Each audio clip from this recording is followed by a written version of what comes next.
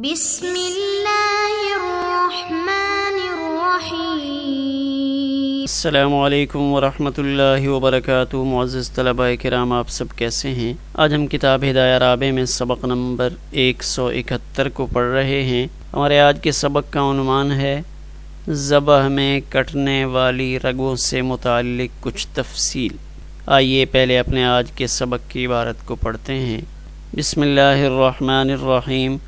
قال والعروق التي تقطع في الزكاة 4 الحلقوم والمرئي والودجان، لقوله عليه السلام أفر الأوداج بما شئت، وهي اسم جمع وأقله الثلاث، فيتناول المرئي والودجين، وهو حجة على الشافعي رحمه الله في الاكتفاء بالحلقوم والمرئي، إلا أنه لا يمكن قطع هذه الثلاثة إلا بقطع الحلقوم، فيثبت قطع الحلقوم باقتزائه، وبظاهر ما ذكرنا يحتج مالك رحمه الله، ولا يجوز الأكثر منها بل يشترط قطع جميعها، وعندنا إن قطعها حل الأكل، وإن قطع أكثرها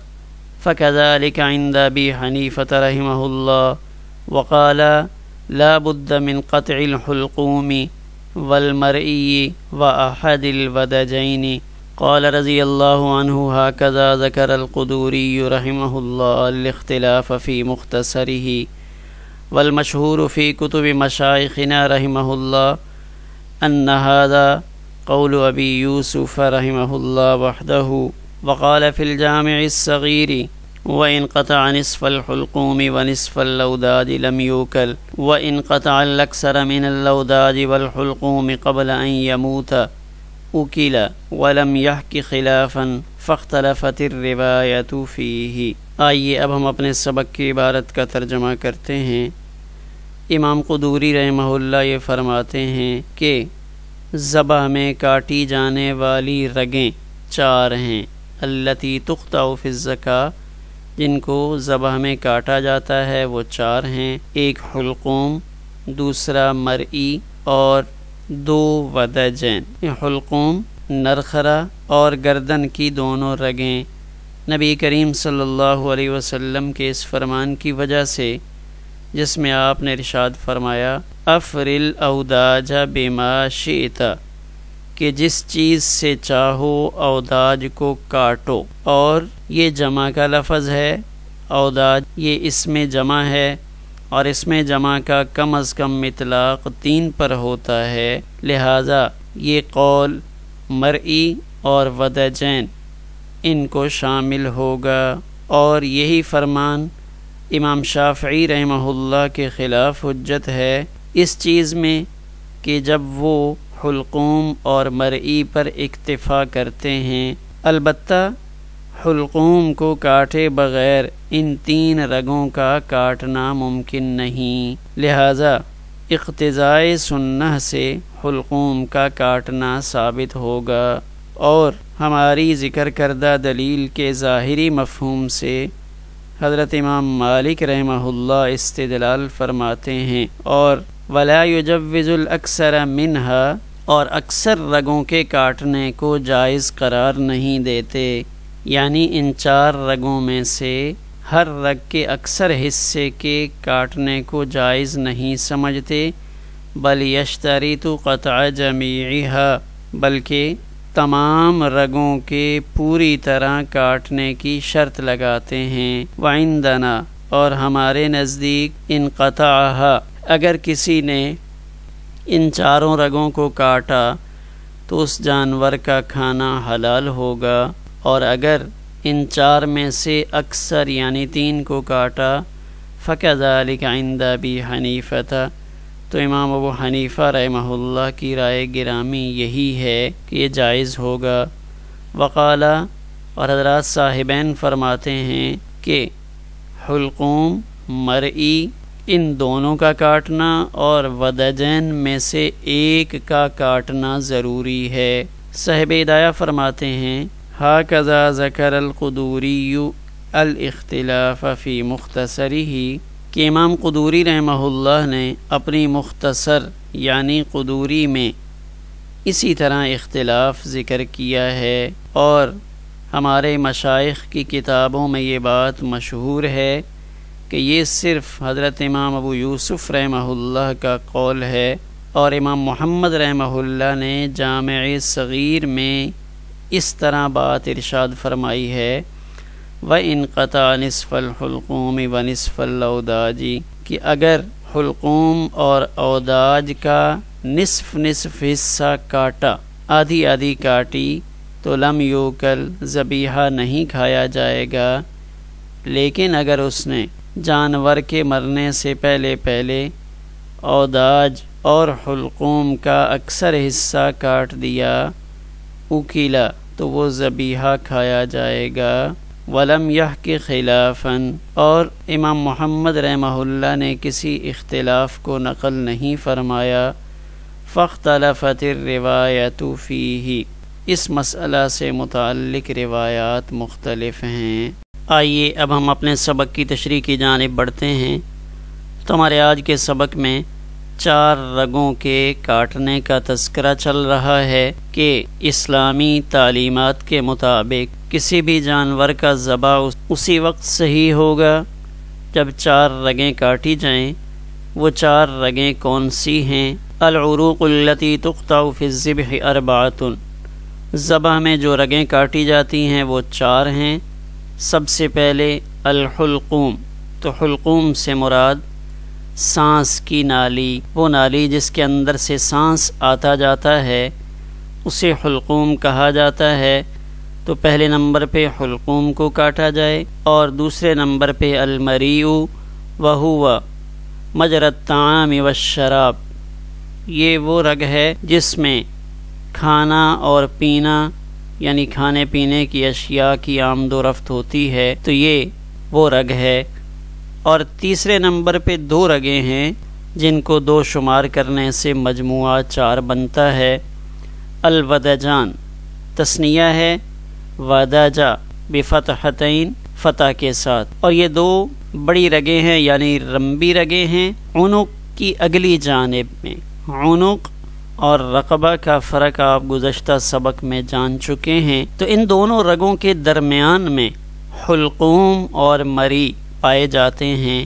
تو یہاں محققین یہ کہتے ہیں کہ جب یہ ودجین کٹتی ہیں تو ودجین اسی وقت کٹتی ہیں جب حلقوم اور مری کٹ چکے ہوتے ہیں، یا ان کا اکثر حصہ وہ کٹ جاتا ہے، تو اس کے بعد چھری ودجین تک پہنچتی ہے۔ تو اب ان کو شارگ سے بھی تعبیر کیا جاتا ہے۔ گلے کی دونوں جانب میں یہ 2 رگیں ہوتی ہیں جن کی وجہ سے دل سے جو خون ہے وہ دماغ تک جاتا ہے، یعنی دل جو خون کو پمپ کرتا ہے اور وہ خون دل سے ہو کر دماغ کی طرف جا رہا ہوتا ہے، تو یہ گویا کہ دل سے دماغ کو جانے والی سپلائی کو کاٹنا ضروری ہوتا ہے، اور اسی کو کاٹنے سے پورا خون نکلتا ہے۔ تو اب الحلقوم والمری والودجان، تو یہ 4 رگیں ہیں جن کو کاٹنے سے ذبح کا فعل مکمل ہوتا ہے۔ ان چاروں کو کاٹنے کی دلیل صاحب ہدایہ کیا ذکر فرما رہے ہیں؟ نبی کریم صلی اللہ علیہ وسلم کا فرمان افر الاوداج بما شئت کہ رگوں کو کاٹ ڈالو جس چیز سے چاہو، یعنی رگیں کاٹی جا سکتی ہیں، کوئی ایسی تیز دھار چیز ہو جس سے رگیں کٹ جائیں۔ تو اس روایت کو مصنف ابن ابی شیبہ میں نقل کیا گیا ہے، اور حضرت رافع ابن خدیج رضی اللہ تعالی عنہ اس روایت کے راوی ہیں۔ وہ فرماتے ہیں کہ میں نے نبی کریم صلی اللہ علیہ وآلہ وسلم سے سوال کیا عن الذبیحۃ باللیط، بانس کے چھلکے سے ذبح کرنے سے متعلق میں نے پوچھا، تو آپ نے ارشاد فرمایا ہر وہ چیز جو رگوں کو کاٹ ڈالے اس سے ذبح کر لو۔ ہاں 2 چیزوں کا آپ نے استثناء فرمایا، سن دانت اور ناخن ظفر، کہ ان 2 کے علاوہ باقی کوئی بھی تیز دھار چیز ہے تو اس سے ذبح ہو جائے گا۔ اب اس روایت سے احناف نے استدلال لفظ اوداج سے کیا ہے، وہی اسم جمعن کہ یہ جمع کا صیغہ ہے، اقلہ الثلاث اور جمع کا کم از کم اطلاق 3 پر ہوتا ہے، فیتناول المری والودجین لہذا یہ مری اور ودجین دونوں کو شامل ہوگا۔ تو گویا کہ اس میں 3 رگیں کاٹی جا رہی ہیں، اور حلقوم کو کاٹنے کی دلیل وہ الگ سے روایت موجود ہے جس میں حضرت بدیل ابن ورقہ خزاعی رضی اللہ تعالی عنہ ان کو آپ نے بھیجا کہ اس میں یہ الفاظ ہیں الا ان الزکاۃ فی الحلق واللبۃ کہ جو ذبح ہے وہ حلق اور لبہ کے درمیان ہے، تو حلقوم وہاں پہ ہوتا ہے، لہذا حلقوم کو کاٹنا بھی ضروری ہوگا۔ سنن دارقطنی کی یہ روایت ہے، تو حلقوم بھی کاٹنا ضروری ہے اور اوداج کو کاٹنا بھی ضروری ہے۔ تو یہ حدیث حضرت امام شافعی رحمہ اللہ کے خلاف حجت ہے۔ حضرت امام شافعی رحمہ اللہ یہ فرماتے ہیں کہ اگر حلقوم اور مری ان دونوں کو کاٹ دیا گیا تب بھی ذبیحہ حلال ہو جائے گا، الا انہ لا یمکن قطع هذه الثلاثة مگر یہ کہ ان تینوں کو کاٹنا ممکن نہیں ہے، الا بقطع الحلقوم جب تک کہ حلقوم کو نہ کاٹ لیا جائے۔ کیوں حلقوم کو کیوں نہ کاٹ لیا جائے؟ اس لیے کہ ذبح میں حلق پہلے کٹتا ہے، مری اور شہ رگیں اس کے نیچے ہوتی ہیں، اس لیے یہ بعد میں کٹتی ہیں۔ فَيَثْبُتُ قَطْعَ الْحُلْقُومِ بِاِقْتِضَائِهِ اس لیے جب شہ رگ کو کاٹنے کے لیے کہا تو گویا کہ اقتضاءً یہ بھی کہا گیا کہ حلقوم کو بھی کاٹو، تو گویا کہ حلقوم کا کاٹنا اقتضاءً معلوم ہو رہا ہے۔ تو گویا کہ چاروں چیزوں کے کاٹنے کا ثبوت احادیث مبارکہ میں موجود ہے۔ وَبِظَاهِرِ مَا ذَكَرْنَا اور جو حدیث ذکر کی گئی اس کے ظاہری مفہوم سے حضرت امام مالک رحمہ اللہ نے حجت پکڑی۔ یحتج مالک رحمہ اللہ یعنی افر الاوداج بما شئت، اس روایت سے حضرت امام مالک رحمہ اللہ نے بھی استدلال فرمایا، اور انہوں نے یہ فرمایا کہ چاروں رگوں کو کاٹنا ضروری ہے، ایک کو بھی چھوڑنا جائز نہیں۔ ولا یجوز الاکثر منها کہ وہ 4 میں سے اکثر یعنی 3 کے کاٹنے پر اکتفا کے قائل نہیں، بل یشترط قطع جمیعها بلکہ وہ تمام رگوں کے کاٹنے کی شرط لگاتے ہیں۔ ہمارے نزدیک یعنی امام ابو حنیفہ رحمہ اللہ کے نزدیک ان قطعها اگر کسی نے 4 رگوں کو کاٹ دیا حل الاکل تو ذبیحہ کھانا حلال ہوگا، وَإِن قطع اکثرها اور اگر 4 رگیں نہیں کٹیں بلکہ اکثر یعنی 3 رگیں کٹ گئیں تو تب بھی امام ابو حنیفہ رحمہ اللہ کی رائے کے مطابق ذبیحہ حلال ہوگا۔ تو گویا کہ امام ابو حنیفہ رحمہ اللہ کی تحقیق یہ ہے کہ 4 رگیں کاٹ دے تب بھی ذبیحہ حلال ہے، لیکن اگر 4 میں سے اکثر یعنی 3 بھی کٹ گئی ہیں تو بھی ذبیحہ حلال ہوگا۔ حضرات صاحبین رحمہم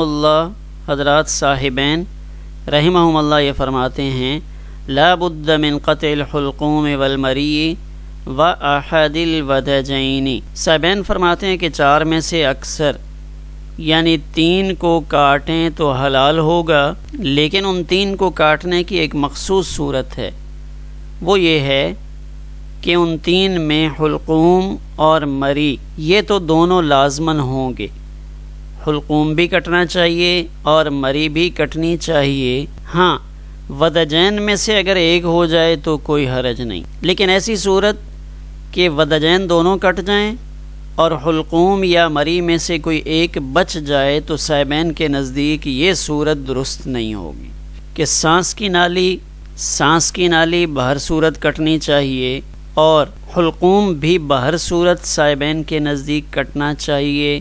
ان 2 کا کٹنا تو لازمی ہے، شہ رگوں میں سے اگر ایک بھی کٹ جائے تو تب بھی کافی ہے، ذبیحہ درست ہو جائے گا۔ یعنی مطلقاً صرف 3 رگیں کوئی سے بھی کٹ جائیں حضرات صاحبین اس کے قائل نہیں ہیں۔ قال رضی اللہ عنہ صاحب ہدایہ یہ فرماتے ہیں کہ قدوری میں ایسا ہی ذکر کیا گیا ہے. ہاکذا ذکر القدوری رحمہ اللہ الاختلاف فی مختصرہ، یعنی قدوری کے متن میں امام ابو یوسف اور امام محمد رحمہم اللہ دونوں کا اختلاف ذکر کیا ہے. لیکن والمشہور فی کتب مشائخنا، لیکن ہمارے مشائخ کی کتابوں میں یہ قول صاحبین کا نہیں بلکہ امام ابو یوسف رحمہ اللہ کا ہے. یعنی یہ جو 3 رگوں سے متعلق بات آئی تھی قالا کے ذیل میں، یہ دونوں کی رائے نہیں ہے بلکہ ان ھذا قول ابی یوسف، یہ امام ابو یوسف رحمہ اللہ کا قول ہے جو قالا کے ذیل میں صاحب ہدایہ نے ذکر کیا ہے. امام محمد رحمہ اللہ کا قول نہیں. ابی یوسف وحدہ وقال محمد، تو اچھا امام محمد رحمہ اللہ کی پھر کیا رائے ہے؟ اگر ان کا اپنا الگ سے نظریہ ہے تو وہ بھی ہمیں معلوم ہونا چاہیے. تو اس کی طرف صاحب ہدایہ ارشاد فرما رہے ہیں فی الجامع الصغیر، کہ جامع صغیر میں حضرت امام محمد رحمہ اللہ کی رائے یہ ہے وَإِن قَطَعَ نِصْفَ الْحُلْقُومِ وَنِصْفَ الْأَوْدَاجِ، کہ اگر کسی نے حلقوم میں سے آدھا، یعنی آدھا حلقوم اور آدھی شہرگ کٹی ہے، پوری نہیں کٹی، تو لم یوکل، اس کو نہیں کھائیں گے، یہ جانور قابل استعمال نہیں ہے. ہاں اگر مرنے سے پہلے ابھی جانور میں زندگی باقی تھی، کسی نے ذبح کرنے والے کو جا کر بتایا کہ حلقوم اور مری ابھی تک صحیح طرح نہیں کٹی، وہ دوبارہ آ گیا اور اس نے دوبارہ سے کاٹ دیا اور ابھی جانور میں زندگی کے آثار تھے، تو پھر تو یہ ذبیحہ حلال ہو جائے گا. وَإِن قَطَعَ الْأَكْثَرَ مِنَ الْأَوْدَاجِ وَالْحُلْقُومِ قَبْلَ أَن يَمُوتَ، اس کی موت سے پہلے حلقوم کا اکثر حصہ کاٹ دیا اور شارک کا اکثر حصہ کاٹ دیا. تو اکثر کو ہم اس طرح سمجھ سکتے ہیں کہ اگر اس کا حلقوم وہ 3 انچ موٹا تھا اور اس نے جو چھری چلائی وہ صرف 1 انچ پہ لگی، یا 1 انچ کے ساتھ 10 پوائنٹ اور ملا لیں یا 20 پوائنٹ اور ملا لیں، یعنی نصف سے کم کٹی ہے، تو پھر یہ ذبیحہ درست نہیں ہے.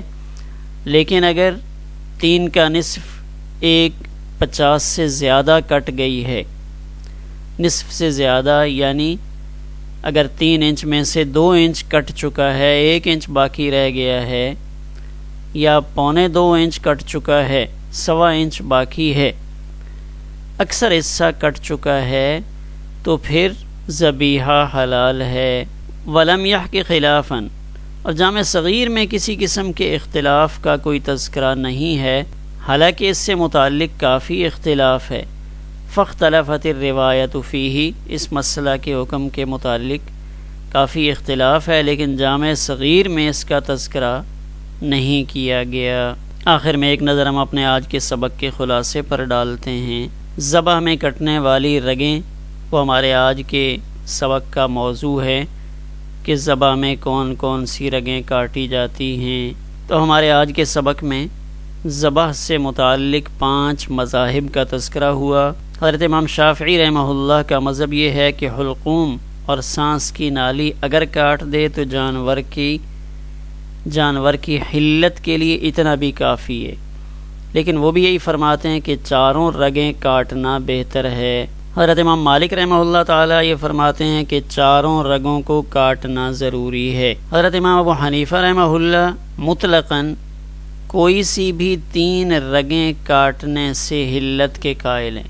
کوئی سی بھی 3 رگیں کٹ جائیں تو وہ جانور حلال ہوگا، اس کے کھانے میں کوئی حرج نہیں. ہاں 4 کو کاٹے تو وہ بہتر ہے سب کے نزدیک. امام ابو یوسف رحمہ اللہ تعالی ان کے نزدیک حلقوم، سانس کی نالی اور شہ رگوں میں سے ایک یعنی 2 رگوں میں سے کوئی ایک کاٹ دے تو اس ایک کا کاٹنا بھی کافی ہے. مشائخ نے امام ابو یوسف رحمہ اللہ کی یہی رائے ذکر فرمائی ہے. تو یہاں صاحبین کے ذیل میں امام محمد رحمہ اللہ کے مسلک کو جانتے ہیں کہ ان کے نزدیک 4 رگوں کے اکثر کو کاٹ دے، یعنی 4 میں سے 3 کٹ گئیں، کوئی سی بھی 3 ہوں تو یہ ذبیحہ درست ہوگا. اس کے ذیل میں آخر میں ایک مسئلہ یہ ذہن میں رکھا جائے کہ اگر کسی جانور کو بجلی کا جھٹکا دیا ہے، کرنٹ لگایا ہے، اور کرنٹ لگتے ہی چھری چلانے سے پہلے اگر وہ مر جاتا ہے تو وہ مردار ہوگا، حلال نہیں ہوگا۔ ہاں اگر اس کو پہلے کرنٹ لگا یا لگایا اور جب اس کی گردن پہ چھری چلائی اس وقت وہ زندہ تھا، پھر اس پر حلال ہونے کا حکم لگایا جائے گا، کیونکہ اس کو زندہ حالت میں ذبح کیا گیا ہے۔ ہمارا آج کا سبق اسی پر مکمل ہوا۔